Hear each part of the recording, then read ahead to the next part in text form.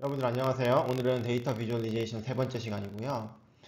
오늘은 타마라 먼즈너의 What, Why, How 프레임워크의 첫 번째인 What에 대해서 배워보도록 하겠습니다.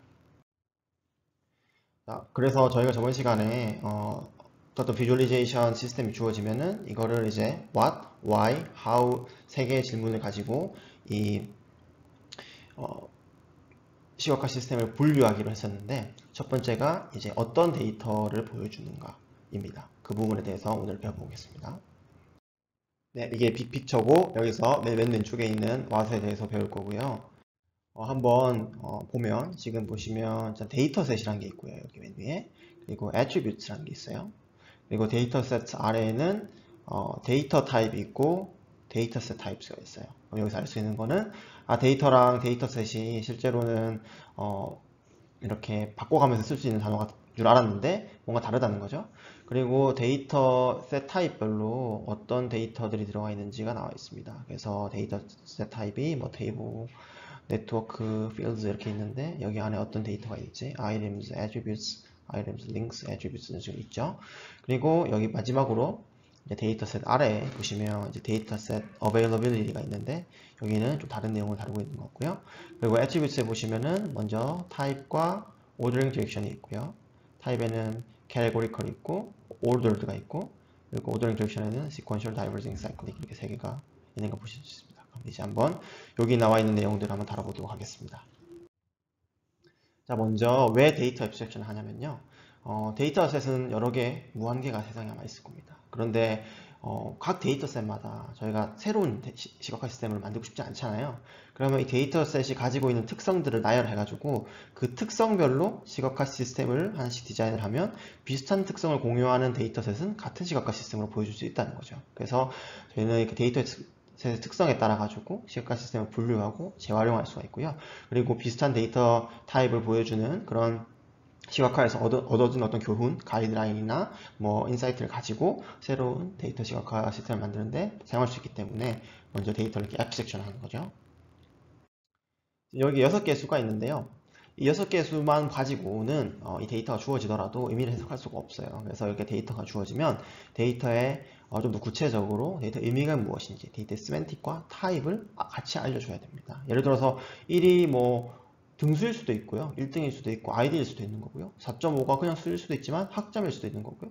100 01이 10진법 숫자일 수도 있지만 2진법 숫자일 수도 있잖아요. 그래서 이것만 가지고는 의미를 파악하기 힘듭니다. 이거는 역시 이렇게 스트링이 주어지더라도 문자열이 주어지더라도 마찬가지고요.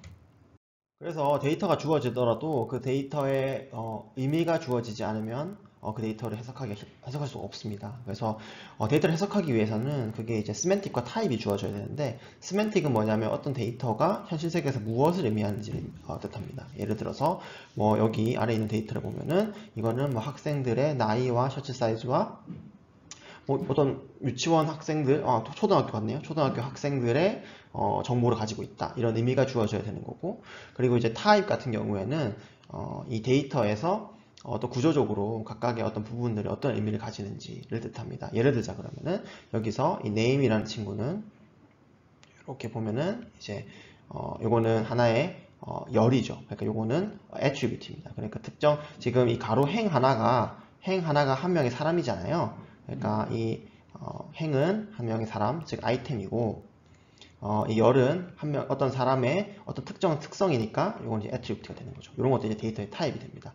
조금 헷갈릴 수가 있는 게 데이터의 타입이라고 하면은 저희가 흔히 얘기하는 뭐 문자열 또는 문자, 숫자, 정수도 있을 수 있고 실수도 있을 수 있고 이런 타입으로 생각하실 수도 있어요. 물론 그것도 의미하고 동시에 쓰이지만 지금 이 챕터에서 말하는 데이터 타입은 그것보다 그렇게 완전히 피지컬한 레벨까지 내려와가지고 어떻게 표현되는지 정도가 아니라 조금 하이 레벨에서 하나의 행이나 하나의 열이나 어떤 부분이 어떤 의미를 가지는지를 의미합니다. 제가 이 용어를 가지고 뭐 이때는 이 용어가 맞습니다. 저 용어가 맞습니다. 얘기하고 싶진 않고요. 왜냐하면 이게 실제로 이 대화를 할 때는 다 이렇게 인터체인저블 하잖아요. 어떤 용어를 써서 다 알아듣잖아요.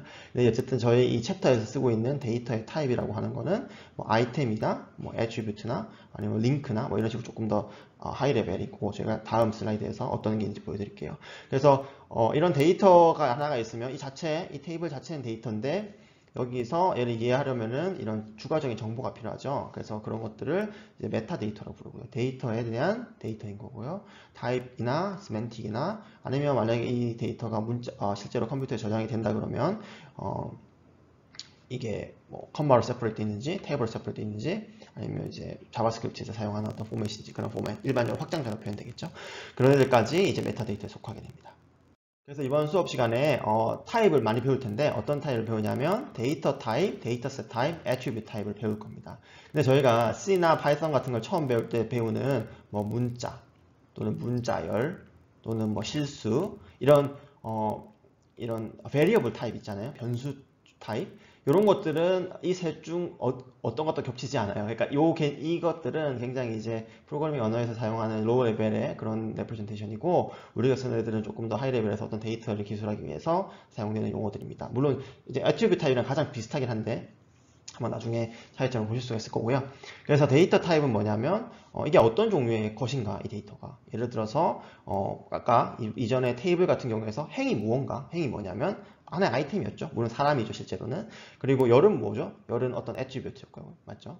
그리고 뭐 그래프가 있다 그러면은 어떤 하나의 데이터의 어떤 특정 부분은 링크 노드가 이렇게 있고 링크가 있다 그러면은 요 노드들은 이제 각각 노드들은 이제 아이템이 될 거고 이 아이템 간의 관계가 이제 링크가 되겠죠. 그러니까 이런 타입이 있을 수가 있는 거고 데이터셋 타입 같은 경우는 뭐냐면 데이터 타입들이 이렇게 조합이 되어 가지고 좀 더 이제 큰 구조를 이루는데 그걸 이제 데이터셋이라고 그래요. 예를 들어서 저희가 알고 있는 테이블이나 틀이나 아니면은 필드 같은 것들이 있습니다. 그래서 이 트리 같은 경우에는 뭐 가령 이제 이렇게 계층이 있는 그런 구조잖아요. 그러면은 노드가 이제 여기 있는 노드들이 다 아이템이 각각이 되는 거고 그리고 여기 있는 이 각각 연결선들이 링크가 되는 거죠. 그래서 아이템과 링크가 둘 다 있는 구조가 둘 다 있는 데이터셋이 트리인 거죠. 나중에 한번 더 자세히 보겠습니다. 그리고 마지막으로 이제 attribute 타입은 뭐냐면 저희가 이 하나하나 이 트리에서 예를 들어서 이 노드나 아이템이나 링크에 부가적인 정보들이 있을 수 있잖아요. 예를 들어서 뭐 크기가 있을 수도 있고 뭐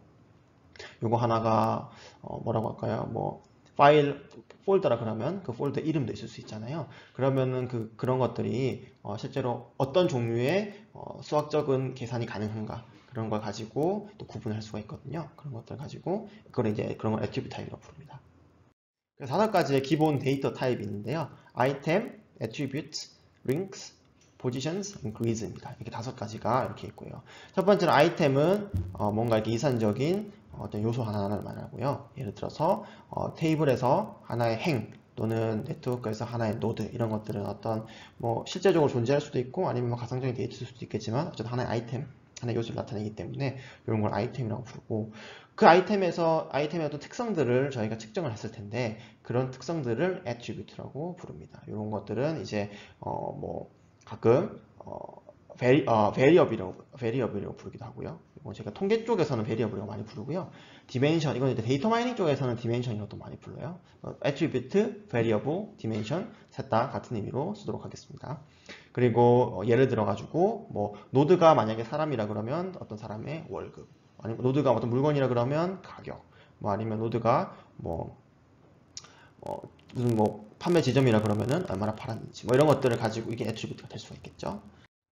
자, 그리고 링크는 뭐냐면은 아이템들이 있었는데 어떨 때는 이제 아이템 간에 어떤 관계를 표시하는 그런 데이터셋들도 있어요. 그래서 그 링크가 이때 그 연결, 그 사이의 관계를 이제 링크라고 부르고요. 예를 들어서 뭐 결혼을 누구랑 했는지 이런 것들이 링크가 될 수 있겠죠. 링크 자체도 또 애트리뷰트를 가질 수가 있겠죠. 결혼한 것이 링크라 그러면 결혼 그 관계가 링크라 그러면 뭐 몇 년 전에 했는지 그런 것들이 이제 애트리뷰트가 될 수 있을 거고. 이제 그리드랑 포지션이 나오는데요. 그리드 같은 경우에는 어떤 데이터가 이렇게 연속적인 공간에서 분포하는 데이터인데 그걸 저희가 무한한 데이터를 샘플링 할 수가 없어요. 예를 들어서 저희가 이 방에 각 지점마다 공기의 온도를 측정한다 그러면 이 방에는 무한 개의 점이 있잖아요. 그럼 그건 다 측정할 수가 없어요. 그러면 연속적일 거기 때문에 어떤 부분적으로 샘플링을 해서 측정을 한 다음에 그런 걸 가지고 원래 데이터들 추정을 하는데 그럴 때 이제 사용되는 그 데이터 타입이 이제 그리드입니다. 요거는 이제 나중에 또 배워볼게요. 그리고 포지션 같은 경우에도 어트리뷰트가 비슷할 수도 있어요. 포지션은 이제 예를 들어서 X, Y 좌표. 그러니까 예를 들어서 지구 같은 경우에는 위도 경도 같은 게 될 텐데, 어떻게 보면 아이템의 특성이니까 애트리뷰트라고 볼 수도 있지만, 이 포지션 같은 경우에는 특별한 의미를 가지잖아요. 물리적인 위치라는 의미를 가지기 때문에 요거는 따로 애트리뷰트 중에서도 포지션이라고 데이터 타입을 따로 만들어 두고 있습니다. 그래서 이런 5가지의 기본 데이터 타입을 조합해서 데이터셋이 만들어지는데, 가장 많이 쓰는 데이터셋 타입은 테이블입니다. 테이블은 아이템과 애트리뷰트라는 두 개의 데이터 타입이 합쳐지는 결과고요. 보시면 하나의 행위, 하나의 요소, 지금 같은 경우는 이제 사람을 나타내고 있고, 그리고 하나의 열이, 하나의 특성, 그 사람의 특성, 뭐 이름이나 나이 같은 그런 걸 나타내고 있죠. 그래서 테이블은 아이템과 애트리뷰트가 합쳐진 데이터셋이고, 네트워크 데이터셋도 있어요. 네트워크 같은 경우에는 노드가 있죠. 노드는 하나의 아이템으로 볼 수가 있을 거고요. 그리고 링크가 있죠. 노드 사이 관계, 그러니까 링크도 들어온 거고, 그리고 선택적으로 이 노드나 아니면 링크에 뭔가 추가적인 어떤 정보가 포함되어 있을 수도 있잖아요. 그래서 애트리뷰트도 있을 수도 있습니다. 애트리뷰트가 노드가 있을 수도 있고, 애트리뷰트가 링크에 있을 수도 있고요. 그래서 이렇게 합쳐보면 시각화 분야에서 가장 관심 있는 4개의 데이터셋 타입이 나오는데, 테이블, 네트워크스 앤 트리즈 앤 필드스 앤 지오메트리예요. 이렇게 4개가 가장 유명한 데이터셋 타입이고 많이 시각화의 대상이 됩니다. 추가적으로 뭐 클러스터, 셋, 리스트 같은 것도 있는데, 이거는 역시 이것도 많이 관심이 있지만 어쨌든 저희는 이렇게 4개를 주로 한번 다뤄보도록 하겠습니다. 여기에 보시면 하나하나씩 제가 설명을 드리겠지만, 테이블은 아이템과 애트리뷰트 합친 거, 네트워크는 제가 설명드렸죠. 필드 같은 경우에는 연속적인 공간에서 샘플링을 해야 되니까 그리드를 나누는 방법이 필요하고, 거기에다가 그리드 나눴을 때 뭔가 하나씩 샘플링하는 결과, 그 결과의 위치가 이제 포지션이 되게 되고요. 그 포지션마다 뭐 온도를 측정한다 그러면 온도, 이런 특성들이 애트리뷰트가 되게 되고, 지오메트리 같은 경우에는 이제 지도예요. 지도 데이터 같은 경우인데, 지도 데이터에는 일단 지도에 뭐 도시라 그러면 도시의 각 점 위치가 있을 거고요. 그리고 그 위치 하나당 뭐 도시 하나, 뭐 서울, 부산 이런 것들에 대한 그런 아이템이 하나가 되는 거죠. 그리고 클러스터 셋 리스트 같은 경우에는 그냥 아이템 데이터 타입만 가지고 있는 데이터셋입니다.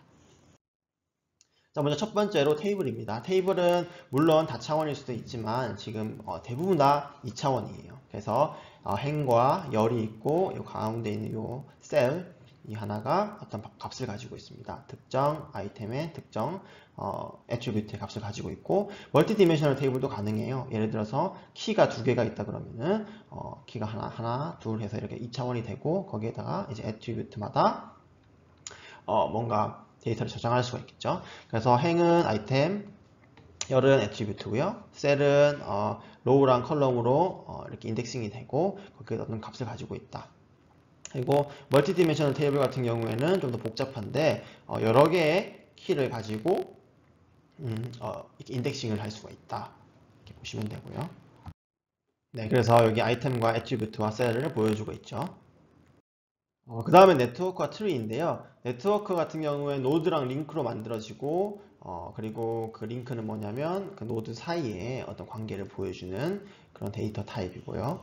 그리고 노드와 링크 자체가 또 애트리뷰트를 가질 수가 있고, 예를 들면은 뭐 페이스북에서 소셜 네트워크 같은 경우에는 각 노드는 이제 계정이 되겠죠. 사람일 수도 있고, 뭐 그룹일 수도 있고, 아니면 페이지일 수도 있고요. 그 링크는 둘이 뭐 친구인지 아닌지, 그게 프렌드십이 링크가 될 수가 있을 거고요. 아니면 뭐 페이지 같은 경우에 구독했는지 안 했는지가 링크가 될 수 있을 거고, 노드 애트리뷰트는 이제 저는 계정별로 있는 정보들, 예를 들어서 이름, 사진, 웹사이트 주소.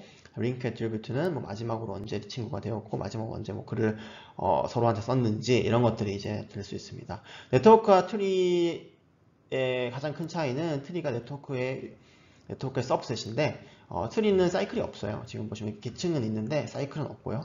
네트워크 같은 경우에는 사이클이 있을 수도 있어요. 그래서 이렇게 지금 보시면 어떤 노드로부터 시작해서 자기 자신으로 돌아올 수 있는 그런 패스가 존재하죠. 그렇기 때문에 네트워크랑 트리를 구분하는데, 일반적으로 저희가 이제 시각화할 때도 이게 결국 데이터가 네트워크인지 트리인지도 굉장히 중요한 요소 중에 하나예요. 적용할 수 있는 이디엄들의 차이가 있기 때문에.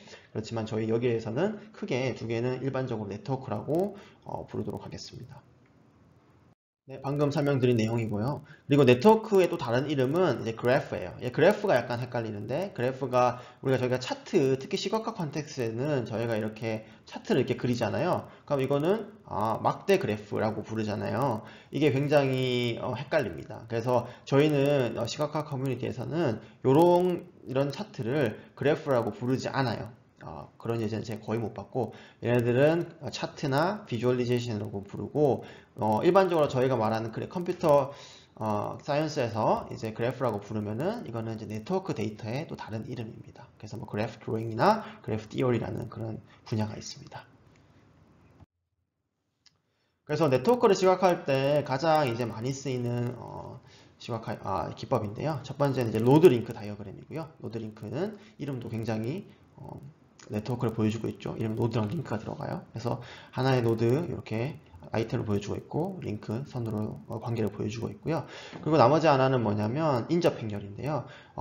다른 것도 유명한 것도 많지만 이제 인접 행렬 같은 경우에는 노드가 이렇게 가로로 한번 쭉 써지고 노드가 세로로 한번 쭉 써지고 두 개의 어떤 노드에 연결 고리가 있다 그러면 여기에 이 셀에다가 이렇게 색깔, 지금은 색깔을 가지고 뭔가 연결 정도를 표시한 것 같은데, 이렇게 데이터가 만약에 연결되어 있다, 안 연결되어 있다만 중요하다 그러면 1 아니면 0이겠죠? 연결되어 있는 게 강도도 중요하다 그러면 지금 한 것처럼 좀 진하고 연하게 표시를 할 수도 있을 거고요. 이런 방법들을 통해 가지고, 네트워크랑 트레이드 시각화를 하는데, 훨씬 다양한 방법, 너무나도 많기 때문에, 가장 많이 사용되는 두 가지 이디엄 중에 이디엄들입니다. 그 다음 살펴본 데이터셋 타입은 필드인데요. 필드는 셀들이 있고 그 셀에 관련되어 있는 애트리뷰트를 가지고 있는 데이터셋입니다. 이게 이제 다른 데이터셋 타입인 테이블이랑 좀 헷갈리는데요. 여기 그림도 보시면은 이게 헷갈릴까봐 원래 테이블 그릴 때는 이렇게 직교 좌표계로 우리 흔히 그리잖아요. 근데 이거는 지금 그게 또 구분이 어려울까봐 일부러 직교 좌표계가 아니라 이렇게 반원형으로 뭔가 그려놨던 것 같아요. 근데 이것도 실제로 직교 좌표계를 가지고 있는 그런 필드도 있습니다. 이제 렉틸리니어하다고 얘기를 하는데, 가장 큰 차이는 뭐냐면 이게 뭐 직교 좌표계냐 이렇게 원형 좌표계냐 이게 중요한 게 아니라 어떤 결과를 측정을 하는데 테이블 같은 경우에는 이제 행과 열이 이산적이고요. 근데 이 필드 같은 경우에는 연속적인 어떤 도메인에서 뭔가를 샘플링한 결과를 가지고 있는 가져서 그걸 셀로 만들 때 이걸 이제 필드 데이터셋이라고 부릅니다. 다음 슬라이드에서 바로 예제 보여드릴게요. 예를 들어서 저희가 제 몸을 이렇게 스캔을 쭉 할 텐데 여기서 제가 정확히 이쪽 지식이 없어가지고 뭘 측정하는지는 모르겠는데 밀도를 측정한다고 봅시다. 그럼 인간 몸의 특정 점의 밀도를 측정할 건데요. 이거는 3D 필드예요. 왜냐하면 제 몸은 3차원이고 그리고 뭔가 떨어져 있는 이산적인 게 아니라 몸은 연속적으로 붙어 있는 거잖아요. 그러면 저희가 이 연속적인 몸을 데이터 스캔을 할 텐데 이거를 무한대 해상도를 가지고 쭉 다 스캔하면 가능할지도 모르겠는데 일단 불가능할 것 같고요. 무한개의 점을 측정을 해야 될 거고 그리고 굉장히 시간이 오래 걸리겠죠. 유용하지 않을 겁니다. 그래서 이렇게 하는 것이 아니라 이 점들의 이 몸의 특정 점들을 이제 샘플링해서 그 샘플링한 곳에서만 밀도를 측정을 하고 그러면 이제 이렇게 뭔가 그리드 형태로 점들이 이렇게 측정이 되겠죠. 밀도가. 그러면은 이 중간에 데이터는 하나도 없는 거예요. 저희는 이게 연속적이기 때문에 이 무한계에서 유한계의 점을 샘플링 하는 거니까 실제로는 전혀 데이터에 10% 나타내고 있지 못하죠. 그렇지만 이 점에서의 밀도를 가지고 이 사이를 보관하는 거죠. 그렇게 해가지고 전체 데이터를 이제 다시 재구축할 수가 있는 건데, 어쨌든 지금 이 데이터, 제 몸 스캔 데이터 같은 경우에는 연속적인 공간이고 무한계의 점을 필요로 하기 때문에 저희가 유한계로 해상도라는 개념을 둬가지고 그 해상도만큼의 셀을 만들고 그 셀에서 밀도를 측정하게 됩니다. 예를 들어서 해상도가 낮다 그러면 64 곱하기 64 곱하기 64 4개의 셀을 만들어 가지고 이제 측정할 수가 있을 거고 그게 아니면 또 높게 측정하고 싶다 그럼 256, 256, 256 이렇게 셀로 나눠서 측정할 수도 있겠죠. 그래서 전체 컨티뉴어스한 도메인에서 모든 걸 측정할 수 없기 때문에 일부 점만 뽑아내고 그거는 이제 샘플링 기법을 써야 됩니다. 예를 들어 그리드를 한다 그러면 이렇게 균이랑 간격을 가지고 뭔가 샘플링을 하게 될 거고요. 그리고 그 중간에 연속적인데 실제로는 이산적으로 뽑았으니까 중간에 근사를 해야 되는데 그때 근사하는 방법을 보관 방법 또는 이제 인터폴레이션 어떻게 할 건지 이걸 가지고 기존에 원래 이제 연속적인 데이터를 복구하는 거죠. 그래서 이렇게 데이터를 이렇게 3D 이미지로 만들 수가 있습니다. 이게 실제로 여기 있는 모든 점들이 다 측정된 걸 건 아니겠죠. 확대를 하면은 해상도의 한계가 있을 거예요, 분명히. 그렇기 때문에 요거는 이제 해상도의 한계가 있는 이제 필드 데이터 셋이라고 볼 수가 있는 거죠. 또 필드를 기술하는 데 있어서는 샘플링과 인터폴레이션 이외에도 이 그리드의 지오메트리와 토포로지가 중요한데요. 지오메트리 같은 경우에는 뭐 이런 식으로 직교 좌표계를 가지고 만들어져 있는지 아니면 이렇게 2차원에서 커브를 가지고 있는지 뭐 아니면 이렇게 섞여 있는 건지 이런 식도 중요하고, 그리고 토폴로지, 예를 들어서 각각의 셀이 어떻게 인접한 셀들과 이어져 있는지, 얘 같은 경우에는 중간에 있는 셀 같은 경우에 6개랑 이어져 있겠죠. 상하, 좌우, 앞뒤. 근데 이 2D에서는 뭐 4개랑 이어져 있을 거고 이런 식으로. 그래서 이런 것도 기술을 해주는 것이 어떤 데이터셋 필드를 정의하는데 중요한 요소입니다. 그래서 필드를 시각화하는 데 있어서는 필드 자체가 이 위치에 대한 정보를 담고 있잖아요. 그 그리드 자체가 아까 보셨던 것처럼 그리드 토폴로지와 그리드 지오메트리라는 위치적인 정보를 담고 있기 때문에 이 정보를 존중해 줘야 됩니다. 물론 그거를 왜곡할 수도, 바꿔서 다른 데 매핑할 수도 있겠지만, 그러면 굉장히 인간이 그것을 이해하는 것이 어렵고 오히려 쉬운 문제를 어렵게 만드는 형태가 될 수가 있고요. 그래서 이런 것을 뭐라고 얘기하냐면 데이터에 대해서 공간 정보, 스파셜라이제이션이 주어졌다고 얘기합니다. 그래서 저희가 첫 시간에 얘기했던 것처럼 이 공간 정보가 주어졌냐, 데이터에 주어졌냐, 데이터 자체가 어떤 주어진 공간 정보에 의해서 생성된 건지, 그게 아니면 그런 것이 아니라 디자이너가 바꿀 수 있는 것인지에 따라 가지고 이게 scientific visualization 기법들과 information visualization 기법들로 나눠진다고 했는데, scientific visualization 기법들은 이제 흔히 이렇게 공간 정보가 주어져 있는 것들을 바꾸지 않고 이렇게 그걸 그대로 표현하는데 초점을 두고요. 그리고 인포메이션 비주얼리제이션 같은 경우에는 그 데이터 자체에 이런 공간 정보가 주어지지 않았기 때문에 실제 시각화에서 이 공간의 위치 사용이 이제 디자이너가 결정할 수 있는 그런 자유도가 있게 됩니다. 그래서 이 필드 데이터셋 자체가 공간 정보가 주어져 있기 때문에 이거는 사이언티픽 비주얼리제이션에서 더 관심이 많은 분야고, 그래서 저희가 이 수업 시간에 이 필드 시각화에 대해서는 아마 깊게 다루지는 않을 겁니다. 그리고 마지막으로 이제 기본적인 데이터셋 타입 중에서 네 번째는 지오메트리인데요. 지오메트리 데이터셋은 뭐가 있냐면 아이템이 있고 포지션이 있습니다. 그래서 이거는 이제 위치 정보를 가지고 있는 포지션이 있고, 그리고 이제 한 아이템, 이 아이템은 예를 들어서 뭐 점 하나일 수도 있고요. 포지션을 가지는 점 하나일 수도 있고, 뭐 서울의 중심 이런 걸 수도 있고, 근데 쉐이프도 있을 수 있어요. 서울이 이제 뭐 이렇게 외곽선이 있잖아요. 서울의 외곽선을 가지고 있는 그런 것이 하나의 아이템이 될 수도 있고. 그래서 이런 것들을 이제 지오메트리 데이터셋을 이전에 인포비즈라는 이제 뭐 인터랙티브한 시각화 이전에는 이제 지도학에서 카르토그래피라는 분야에서 많이 이렇게 시각화를 하곤 했습니다. 이외의 데이터셋 타입으로 뭐 셋과 리스트와 클러스터가 있는데요. 셋 같은 경우에는 이제 아이템들의 그룹인데 순서가 없어요. 그래서 그냥 있고 없고 어떤 셋 안에 어떤 아이템이 들어가 있고 안 들어가 있고 이 연산만 정의되는 그런 데이터셋 타입이고요. 리스트도 있는데 이 리스트 같은 경우에는 이 아이템들의 집합인데 순서가 있어요. 그래서 이 아이템이 안에 포함되어 있냐 안 포함되어 있냐에다가 몇 번째가 포함되어 있냐, 뭐 랭크 같은 걸로 정렬되어 있을 수 있으니까요. 그런 게 리스트고, 이제 클러스터 같은 경우에도 또 이제 아이템들의 그룹인데, 이거는 이 그룹들이 그냥 뭐 생성된 것이 아니라 이 아이템들의 애트리뷰트가 있고, 그 애트리뷰트의 이 유사도에 따라 가지고 비슷한 애들끼리 묶어둔 그런 데이터 셋 타입입니다. 그래서 클러스터 데이터 셋 타입도 있고, 뭐 예를 들어서 여기 보시면 이 아래쪽에 나와 있는 이 인터페이스 같은 경우에는 굉장히 좀 유명한 인터페이스 중에 하나예요. 그래서 요거는 뭐냐면 이제 셋가 이 위에 있는 이 셋 데이터 타입을 시각화하는 그런 인터페이스 중에 하나입니다. 업셋이라는 인터페이스인데 관심 있으신 분은 또 비디오 찾아보시면 재밌으니까 좋을 것 같아요. 기본적으로 이제 인포비즈에서는 이제 앞서 또는 비주얼리제이션 분야에서는 앞서 말한 데이터셋 타입마다 어떻게 시각화하면 이런 태스크에는 좋더라 나쁘더라에 관심이 많기 때문에 쉽게 이제 원하는 시각화 논문들을 찾아보는 방법은 여러분들이 가지고 있는 데이터를 이렇게 하나로 분류를 한 다음에 그거에다가 그 큐어리에다가 플러스 비주얼리제이션을 넣는 거예요. 예를 들어서 테이블 비주얼리제이션, 뭐 네트워크 비주얼리제이션, 필드 비주얼리제이션. 요건 약간 사이비 쪽에서 논문이 많이 찾아질 거고요.